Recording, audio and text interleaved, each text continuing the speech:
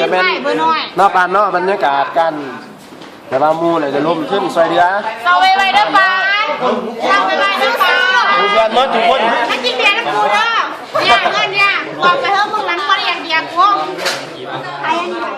บรรยากาศมูเพื่อนในห้องจัดสุดแล้วบอสปีก็หายไปแล้วได้นี่ซิคุกกี้รันอยู่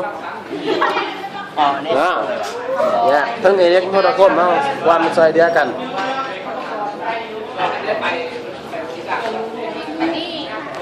มูเพื่อนก็เห็นได้ทั้งความสัมพันธ์เนาะมูฮะนี่บาสิไปย่ามน้ำกันอยู่ไหนเมื่อทุกคนนี่คอยผู้ไทย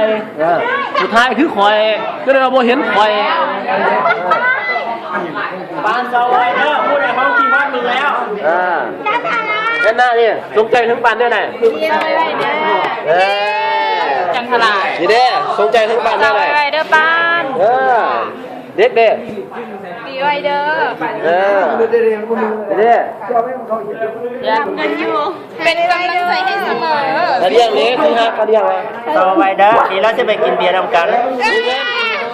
เบียร์ไว้เด้อกินเบียร์คำมองแต่สนใจถึงมูได้ไหนคนนะเงินห้องเงินห้อง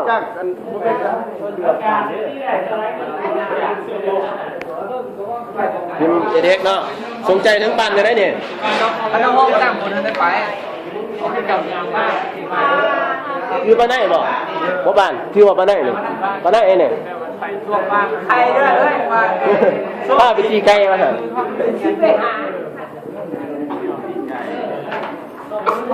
เขาแจ้งถึงปันได้เลยไว้เอาคงหนึ่งไว้เด้อปานแต่ถ้ามันจะตั้งได้จอดให้หรือเปล่าพี่ตอนเนี้ยไม่กินเบียร์ปิดสามใช่แล้วส่งมาในที่เราเนี่ย